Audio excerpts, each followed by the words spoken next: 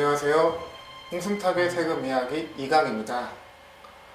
저번 1강에서는 국세와 지방세 전반적인 현황, 그리고 법인세 부담에 대해서 살펴봤습니다. 우리나라 법인세, 기업들의 법인세 부담이 가중한지 아니면 적게 부담하고 있는지를 OECD 국가들 평균과 비교해 봤는데요. 1강에서 말씀드린 것처럼 가장 일반적인 법인세 부담 비교는 GDP를 기준으로 하는 것입니다. 하지만 GDP에는 개념적으로 가계소득이 포함되어 있습니다. 법인세는 기업소득에 부과되는 세금이기 때문에 가계소득을 제외하고 기업소득으로 비교하는 게 보다 적절합니다. 즉 GDP보다는 GNI 중 기업소득을 기준으로 비교하는 게 더 적절하고요. 그렇게 비교해 봤더니 우리나라 기업들이 비율로는 20%, 금액으로는 약 10조 원을 덜 부담하고 있었습니다. 이제 2강에서는 그 원인, 그리고 해법이 무엇인지 같이 살펴보도록 하겠습니다. 1강에서 말씀드린 것처럼 가장 큰 원인은 이명박 정부의 감세 조치에 있었습니다. 그 감세 조치의 효과가 얼마였는지 한번 좀 복잡하지만 따라가 보도록 하겠습니다. 한편으로는 이번에 야당에서 법인세율 개정안을 냈는데요. 그 법인세율 개정안은 과세표준 200억 원 또는 500억 원 구간만 부분적으로 원상 회복하는 개정안이었습니다. 그 개정안의 효과가 얼마였는지, 그 정도의 개정안이면 충분한지도 같이 살펴보도록 하겠습니다. 보시는 것처럼 이명박 정부의 감세는 단계적으로 이루어졌습니다. 그 중에서 중요한 것을 따져보면 2009년에 과세표준 2억 원을 초과하는 구간에서 세율을 25%에서 22%로 낮춘 것이 있고요. 2012년에는 과세표준 2억에서 200억 원 구간을 22%에서 다시 20%로 낮춘 것이 있습니다.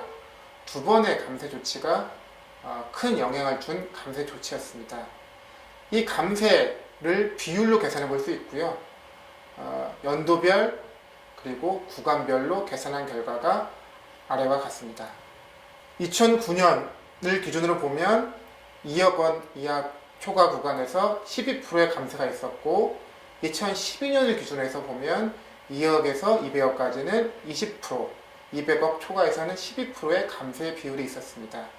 이 감세 비율에 세액을 적용하면 되는데요. 첫 번째는 저희가 결정세액을 기준으로 한번 계산해 봤습니다. 전체적으로는 2014년에 6.6조 원 정도의 감세가 있었습니다. 2009년부터 2015년까지 더해보면 7년간 41.2조 원 정도의 감세가 있었습니다. 이 계산에 대해서 의문을 가지실 수 있을 것 같습니다.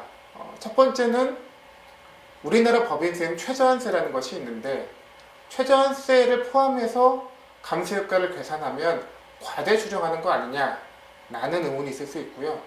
두 번째는 세액 공제와 세액 감면은 효과가 다른데 그것을 구분하지 않고 계산하는 것이 맞느냐 라는 의문이 있을 수 있습니다. 세 번째는 법인세는 자진신고 납부하는 금액도 있지만 세무조사를 통해서 납부하는 금액도 있는데 세무조사를 통해서 부과되는 세금 효과는 어떤지 그 부분에 대한 의문도 있을 수 있습니다.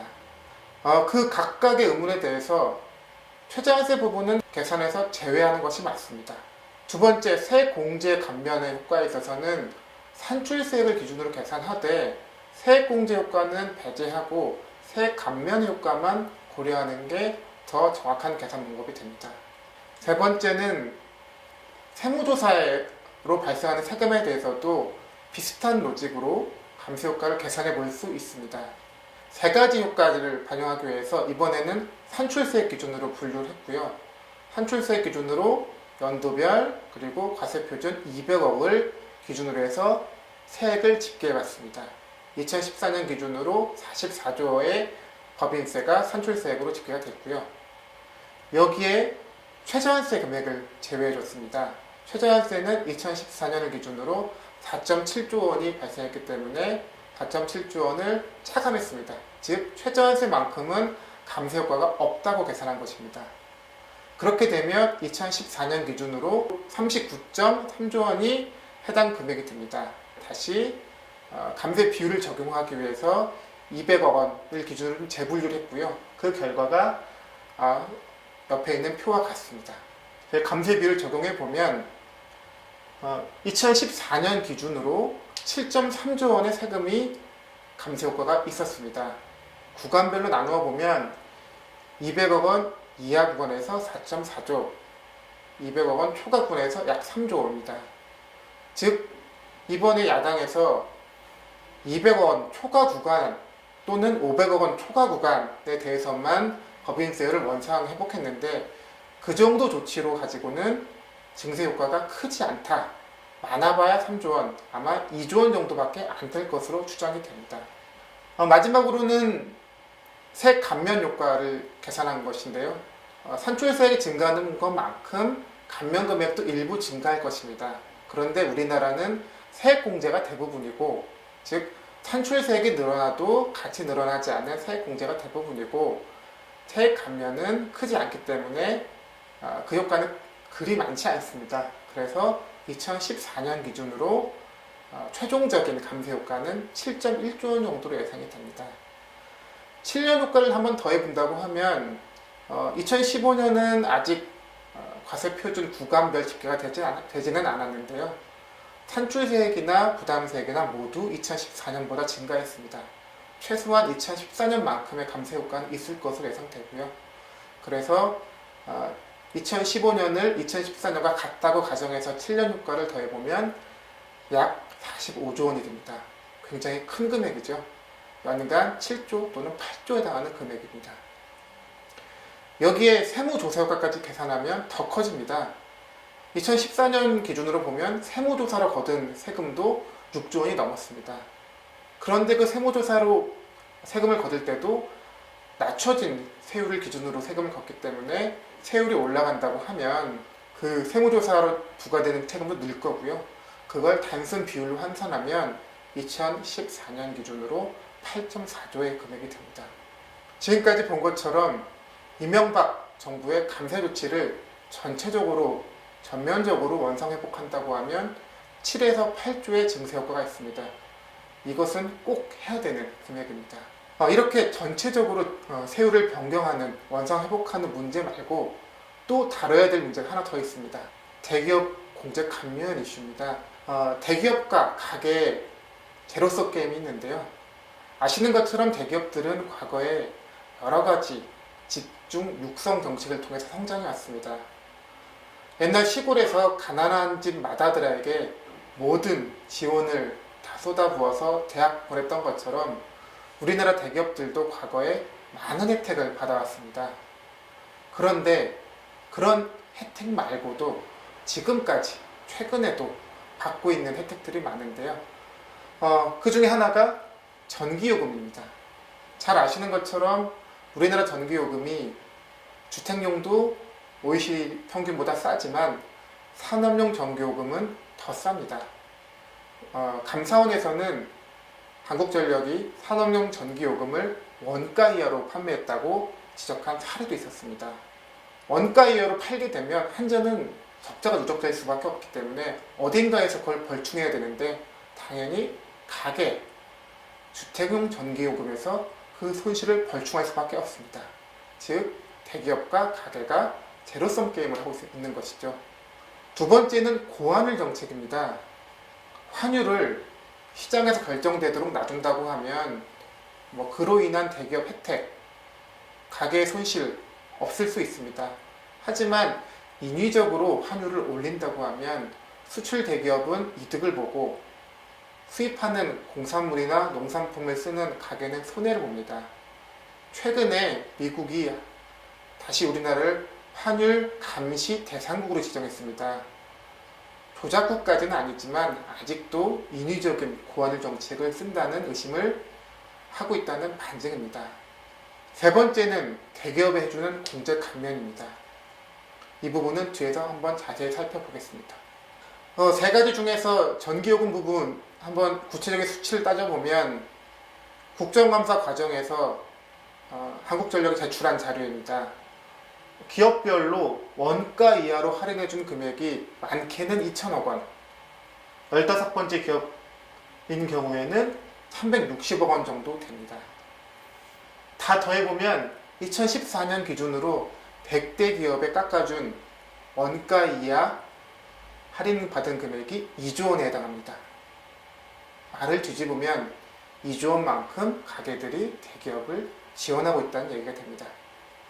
수출 관련된 효과도 그 금액이 상당합니다. 예전에 고환율의 음모라는 책에서는 이명박 정부의 감세 효과를 약 3년간 174조 원으로 계산한 적이 있는데요.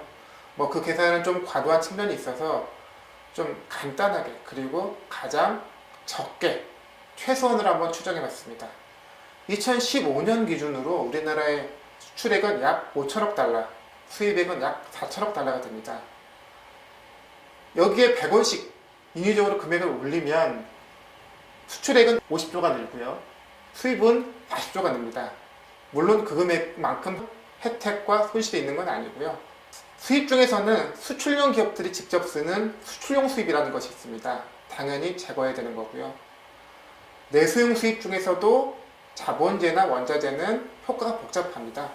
효과가 복잡하니 그 효과를 다 대기업, 수출 대기업이 받는다고 가정해서 전체를 제거해 보겠습니다.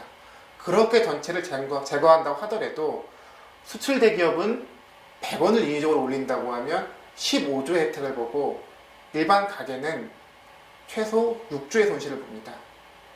환율을 100원만 인위적으로 올려도 그렇게 큰 금액을 가게가 손해보고 대기업이 이득을 보는 것입니다. 이렇게 환율 그리고 전기요금에서 대기업이 지금도 혜택을 보고 있는데 이거 말고 보는 혜택이 바로 공제 감면입니다. 우리나라 기업들이 보고 있는 공제 감면을 연도별로 보면 대략 10조 원 정도 됩니다. 근데 그 10조 원을 혜택을 보는 기업의 크기별로 나눠보면 중소기업과 중견기업이 보는 금액이 대략 6조 원 정도 되고요. 대기업에 해당하는 기업들이 약 연간 4조 원의 혜택을 보고 있습니다. 4조 원 아직도 많은 혜택을 보고 있는 것입니다. 이렇게 말씀드리면 요즘은 특히 최근에는 대기업에 적용되는 최저한세율을 올리고 특히 대기업에 적용되는 각종 세액공제의 적용률을 낮춰서 이미 공제감면 축소한 거 아니냐라고 생각하시는 분들이 있는데요. 그런 효과가 분명히 있습니다. 그런데 그 효과가 만약 충분하다면 어떤 일이 발생해야 되냐면 세액공제 감면 금액이 총액으로 감소해야 됩니다. 그리고 앞서 말씀드린 것처럼 세액공제는 산출세액과 무관합니다. 그렇다고 하면 세액공제를 추가로 늘리지 않았다고 하면 세액공제 감면이 산출세액에서 차지하는 비율이 점차 줄어들어야 됩니다. 한번 추이를 보겠습니다. 2015년 통계가 최근에 나왔는데요. 2015년 기업들이 받은 총 공제 감면이 9.6조 원이었습니다. 2014년 8.7조 원에서 0.9조 원이 오히려 증가했습니다. 9.6조 원은 사상 최대의 금액입니다. 공제 감면이 산출세액에서 차지하는 비율도 20%에서 그리 크게 바뀌지 않았습니다. 여전히 비슷한 수준입니다. 공제 감면을 혜택을 보는 중소기업과 일반 기업으로 나누어 보면 일반 기업이 약 75% 혜택을 보고 있습니다. 그러니까 중소기업에 해당하지 않는 일반 기업이 대부분을 차지하는 공제 감면이 아직도 줄어들지 않고 오히려 늘어나고 있습니다. 공제 감면을 축소해서 증세할 여력이 있다는 의미가 됩니다. 방법은 간단합니다. 지금 현재 법인세 명목 최고세율은 22%입니다. 최저한세 최고 구간세율은 17%고요. 5% 차이인데 우리나라 과거에는 그 차이가 4% 미만이었던 적도 있었습니다. 최저한세율을 더 올릴 여지가 있는 것입니다. 그리고 올해 세법 개정안에 보면 대기업이 혜택을 볼 것으로 예상되는 세액공제가 자꾸 늘어나고 있습니다. 이렇게 할 일이 아니죠. 그래서 개편 방향으로 보면 대기업에 적용될 수 있는 최저한세율의 최고 구간 세율을 추가적으로 17%에서 다시 2% 또는 3% 올려야 되고요. 대기업 공제 감면이 예상되는 항목들을 늘릴 것이 아니라 기존에 있는 항목들을 추가로 줄여나가야 됩니다. 이렇게 대기업에 적용되는 공제감면을 줄인다고 하면 2조에서 3조 원을 증세할 수 있습니다. 지금까지 살펴본 것처럼 우리나라가 OECD 국가에 비해서 적게 내고 있는 법인세 10조 원을 두 가지 방법으로 만회할 수 있습니다. 이명박 정부의 감세, 법인세율 인하를 전면적으로 원상회복하면 7에서 8조 원을 증세할 수 있고요. 대기업 공제 감면 축소하면 2에서 3조 원 증세할 수 있습니다. 두 가지 방법을 합치면 약 10조 원이고요. 10조 원만큼 증세가 이루어집니다. 복지국가를 위한 재원을 마련하는데 기업들이 최소한 자기 몫은 해야 됩니다. 그 이상을 하라는 의미가 아니라 자기 몫만 하자는 의미입니다. 법인세율 전면 원상 회복과 대기업 공제 감면 축소를 통해서 법인세 쪽에서 최소 10조 원을 마련해야 됩니다. 여기까지가 2강이었고요. 다음 3강에서는 소득세에 대해서 살펴보도록 하겠습니다. 소득세는 과연 적절하게 내고 있는지, 증세를 한다고 하면 어느 부분을 얼마만큼 어떤 방법을 할 수 있을지에 대해서 살펴보도록 하겠습니다. 감사합니다.